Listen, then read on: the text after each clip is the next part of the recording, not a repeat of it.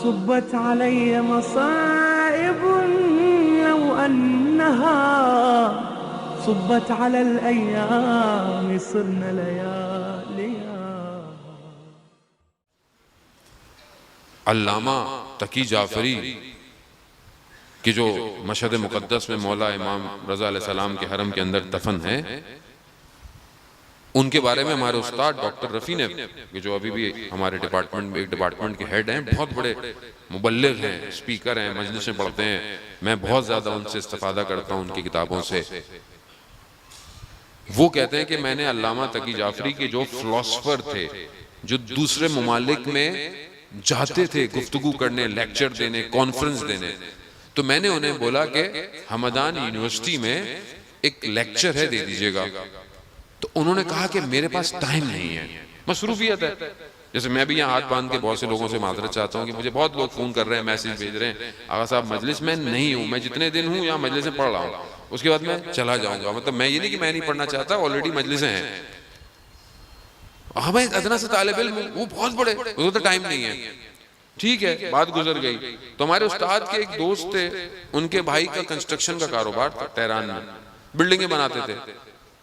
تو وہ کہتے ہیں کہ بلڈنگ بن رہی تھی، محرم آ گیا، تو وہ جو مزدور کام کر رہے تھے 10-15، انہوں نے بولا ہم گھر تو جا نہیں سکتے. تو مالک سے کہا کہ کیا ہم کسی کمرے میں امام بارگاہ بنا لیں، یعنی قضا خانہ بنا لیں، تاکہ ہم غریبوں بھی عزاداری میں اپنا کام کریں. کہا ٹھیک ہے. انہوں نے کالی چادر وادر لگائی، بنا لی.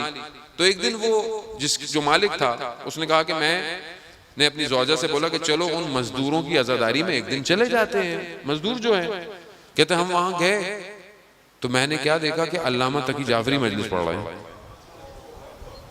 اب میں بڑا حیران ہوا. میں نے جب وہ چلے گئے تو میں نے ایک مزدور کو بلایا، میں نے کہا بھی یہ کہاں سے مل گئے تمہیں؟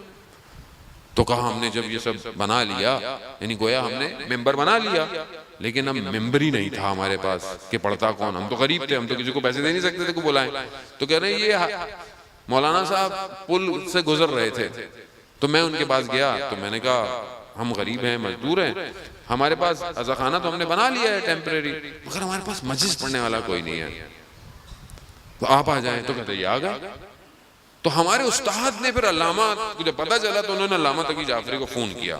عزیزان بس میں یہاں جملے تک آپ کو لانا چاہتا تھا. کہا میں نے علامہ کو کہا کہ میں آپ کو اتنے عرصے سے کہہ رہا ہوں کہ ایک لیکچر دینا ہے یونیورسٹی میں، اور آپ کہہ رہے ہیں میرے پاس ٹائم نہیں ہے، اور آپ ہم مزدوروں کی مجلس پڑھیں. تو علامہ تقی جعفری نے کیا کہا؟ کہتے ہیں کہ جب وہ میرے پاس مزدور آیا اور اس نے کہا کہ ممبر ہے، ممبر پر پڑھنے والا نہیں ہے، تو میں نے اپنے آپ سے کہا تقی جعفری یہی ممبر روز قیامت بچا لے گا.